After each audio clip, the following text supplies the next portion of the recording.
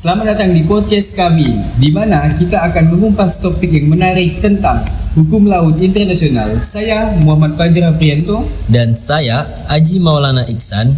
Hari ini kita akan menjelajahi berbagai aspek hukum laut yang mempengaruhi kehidupan kita sehari-hari.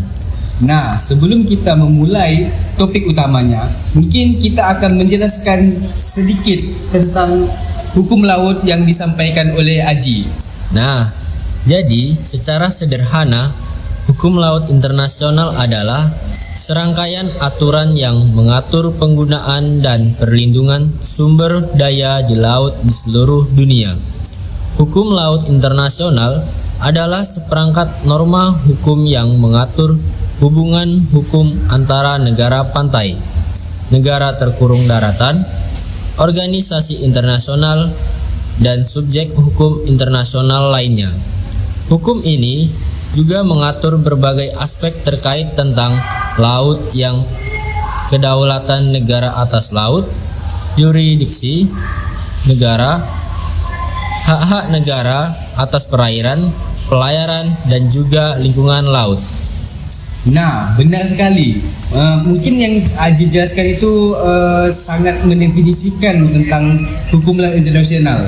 Nah, salah satu prinsip utamanya adalah prinsip kebebasan navigasi yang memberikan hak kepada semua negara untuk melakukan pelayaran di laut lepas tanpa hambatan yang tidak sah. Tapi bagaimana dengan konsep zona ekonomi eksklusif? Bagaimana hal itu mempengaruhi negara pantai dan eksploitasi sumber daya?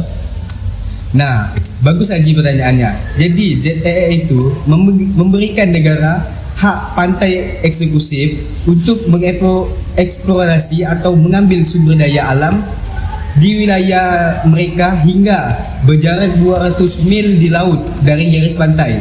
Ini mencakup perikanan, energi, dan mineral. Itu juga cukup jelas ya. Tapi saya juga mendengar tentang konsep laut teritorial. Apa itu dan bagaimana pengaruhnya ya? Nah, menurut yang saya ketahui, laut teritorial adalah wilayah perairan di sekitar suatu negara yang berada di bawah yurisdiksi, biasanya mencakup perairan hingga 12 mil laut dari garis pantai mereka. Ini akan memberikan negara suatu kontrol atau kegiatan di suatu perairan tersebut. Ya, sangat menarik juga ya ternyata. Tapi tentu saja ada juga isu-isu yang muncul dalam konteks hukum laut internasional seperti sengketa laut dan juga perlindungan lingkungan.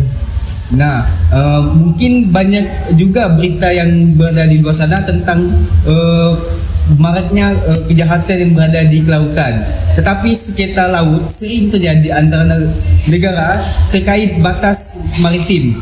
Nah, hak navigasi dan eksplorasi sumber daya. Sementara itu, perlindungan lingkungan menjadi fokus penting untuk memastikan keberlangsungan ekosistem di kehidupan laut.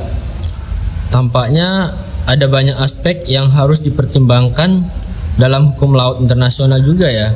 Lalu bagaimana hukum ditegakkannya? Nah, benar sekali Aji.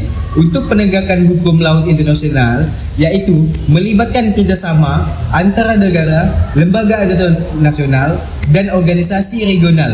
Dan ini termasuk patroli laut, pengawasan udara, dan pergerakan aturan melalui sistem hukum nasional dan internasional. Itu membuatnya terdengar seperti kerjasama yang kompleks dan penting antara banyak pihak ya. Nah, itu sudah pastinya, karena kerjasama internasional sangat penting dalam menjaga laut kita agar tetap aman dan berkelanjutan hingga anak cucu kita itu akan mendapatkan kesenjangannya. Ya, sangat menarik juga ternyata. Sepertinya kita sudah sampai di akhir episode hari ini. Terima kasih telah bergabung dengan kami dalam pembahasan hukum laut internasional. Nah, jangan lupa untuk tetap terhubung dengan kami di episode mendatang.